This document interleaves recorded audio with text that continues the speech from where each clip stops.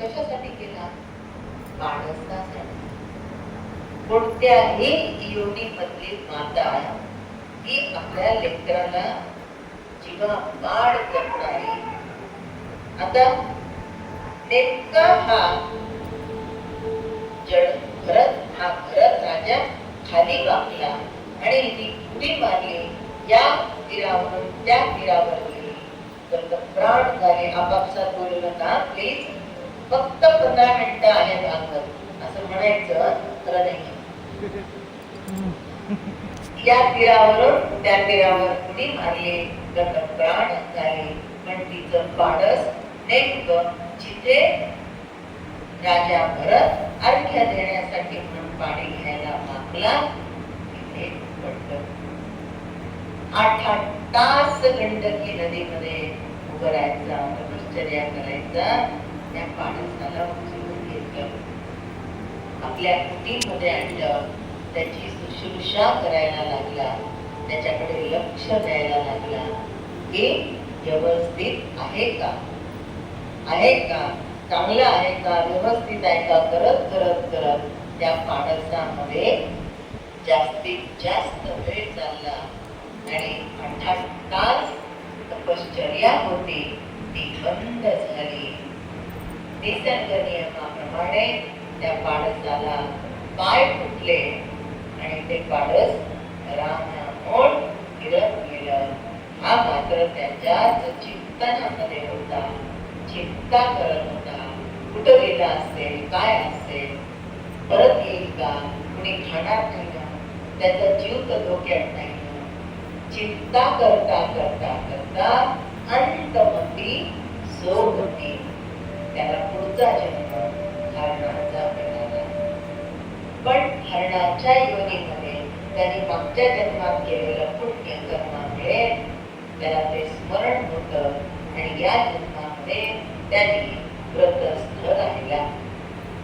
आता हरणाच्या योनीमध्ये कसं व्रतस्थ राहता येईल? हिरवा पाला खाल्ला नाही, हिरव्या पाल्यावर कीटक असतात त्यामुळे खाल्ला नाही. आपलं कोणतंही क्रियमान कर्म असं होऊ नये की ते परत संचितामध्ये गेलं आणि ते प्रारब्ध म्हणून भोगावं लागलं असं होऊ नये म्हणून क्रियमान कर्म जपून करत होता. हरणाच्या योनीमध्ये नामस्मरण करता करता पुढचा जन्म हा अंगिरस गोत्राच्या ब्राह्मणाच्या घरामध्ये आला. पण इथेही प्रारब्धाने त्याची पाठ सोडली नाही. 9 सावत्र भाऊ होते, त्रास देत होते, पण तरीही तो आता जडवत झाला होता. जडवत म्हणजे काय? तुम्ही काही करा, माझ्यावर कशाचा परिणाम होणार नाही असा जडवत झाला होता. एक किस्से आहेत त्यांच्यातले. पण भद्रकाली जी की भिल्लांची देवता, भिल्लाच्या राजाने नवस केला होता, मी नरबळी देईल, मला पुत्र प्राप्ती होते. नरबळी देण्यासाठी हा घट्टा दिसला एकदम. याला नेलं. आता याला नरबळी देणार ज्यांनी तलवार उगारली होती, त्याच्या हातात तलवार होती. आता याच्या अंगावर येणार यांनी भद्रकालीकडे बघितलं. भद्रकालीला जड भरताच्या डोळ्यातलं तेज सहन झालं नाही. त्या मूर्तीतून उठली, ज्याने तलवार घेतली होती त्याचीच मान. नरबळी त्याचाच झाला. देवीने जड भरताला नमस्कार केला, पण याला नमस्काराचाही काही फरक पडला नाही. उठून निघाला. जाता जाता सिंधू सोव्हिएत देशाचा राजा रघुगण पालखीमध्ये बसून येत होता. त्याच्या पालखीला 3 भुई होते. पालखीलांच्या भुई असतात. मग एकाने याला धरून आणलं, त्याच्या खांद्यावर पालखी टिकली. या जन्मामध्ये तो जडवत वागत होता. दिली तर दिली, चालत लागला. चालता चालता चालता तुरंत उडी मारली, राजाच्या डोक्याला लागली. आणि राजा म्हणाला, हे कळतं का तुला? दंड दे, फटके दे, मी कोण आहे माहितीये का? आणि मग एकदा उजवा पाय उचलतो तेव्हा हसतो, एकदा डावा पाय उचलतो तेव्हा रडतो. आता राजा खूप जास्त चिडला आणि वैतागून म्हणायला लागला, अरे तुला तर मला आता फटके द्यावेच लागणार आहे. आणि राजा खाली उतरला. त्यावेळेस हा राजाला म्हणतो, हे राजा, तू एकाच देशाचा राजा आहेस. अरे मी सम्राट सार्वभौम चक्रवर्ती होतो. आज प्रारब्धवश तुझ्या पालखीचा भुईत झाला आणि तू मारणार ना, दंड देणार कुणाला? अरे तू देहाला दंड देशील, ही तर आत्मस्वरूप आहे. आणि आत्मस्वरूप हे कधी मरत नाही, कधी जळत नाही, त्याला काहीही आघात होत नाही.